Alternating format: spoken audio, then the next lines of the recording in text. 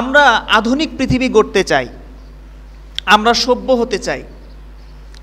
এখন আধুনিক পৃথিবী গড়াটা দোষণীয় কোনো বিষয় না। একটা সময় ফেসবুক, ইন্টারনেট, ইউটিউব এগুলো ছিল না, ক্যামেরা ছিল না, এখন সেগুলো আবিষ্কার হয়েছে। এগুলো ইসলামের জন্য প্রতিবন্ধক না।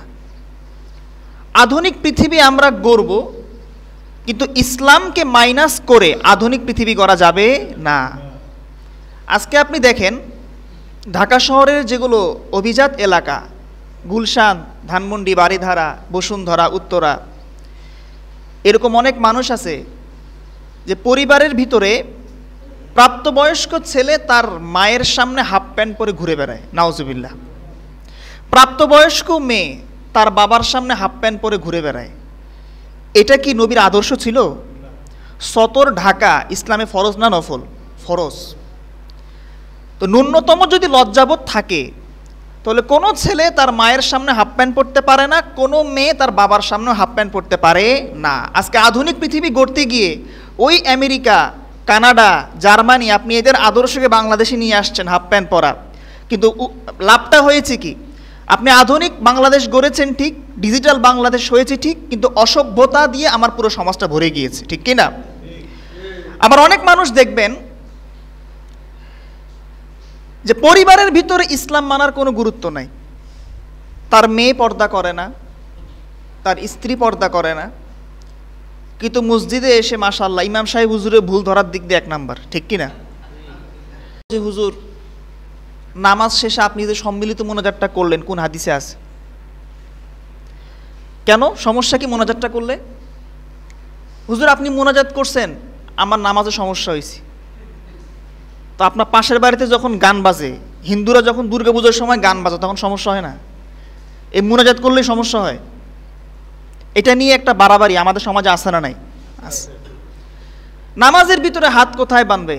সরাসরি এসে হুজুরকে অ্যাটাক। আপনি কি বুখারী শরীফ পড়েন না? আপনি কি জানেন না নামাজে হাত বাঁধতে হয় বুকের উপরে, আমিন জোরে বলতে হয়? মানে তার সামান্য কিছু কথা শুনলে মনে হয় সে অনেক বড় জ্ঞানী মানুষ। আমরা সারা জীবন মাদ্রাসায় পড়ে আর ডিগ্রি অর্জন করে আমরা জীবনে কি শিখলাম, ঠিক কি না? আবার সামনে আসতেছে রমজান মাস, শুরু হবে তারাবি। অনেকেই দেখবেন এসে হুজুরকে প্রশ্ন করবে যে হুজুর তারাবি না 8 রাকাত আছে হাদিসে, আপনি 20 রাকাত পড়ান কেন? এরকম প্রশ্ন করে বিভ্রান্ত ছড়ায়, মসজিদে মতভেদ সৃষ্টি করে কিছু পাবলিক আছে না?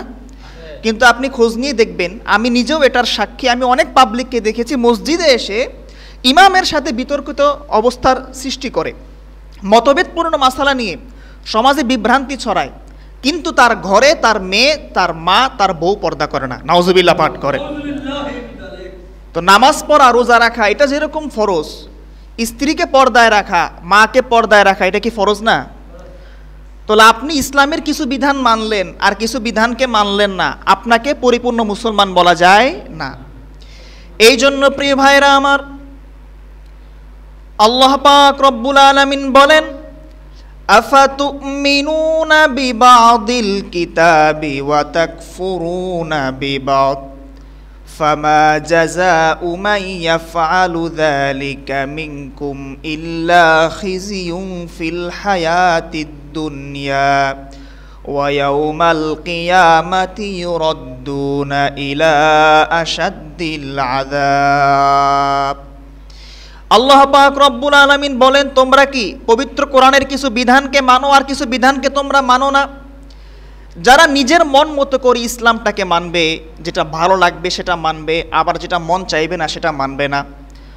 নামাজের ক্ষেত্রে, রোজার ক্ষেত্রে, জাকাতের ক্ষেত্রে ইসলাম মানে, কিন্তু আমার দেশের ভিতরে ইসলামী হুকুমত প্রতিষ্ঠা হোক এটা অনেক মানুষ চায় না, আছে না নাই বলেন?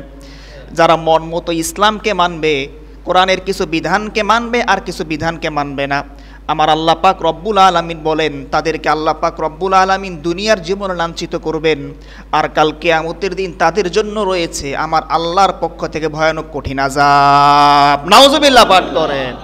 কথা কি বুঝে আসছে? তাহলে জীবনের প্রতিটা ক্ষেত্রে পরিপূর্ণ ইসলামকে মানবেন তো ইনশাআল্লাহ? আল্লাহ তৌফিক দান করুন, সকলে বলে আমিন।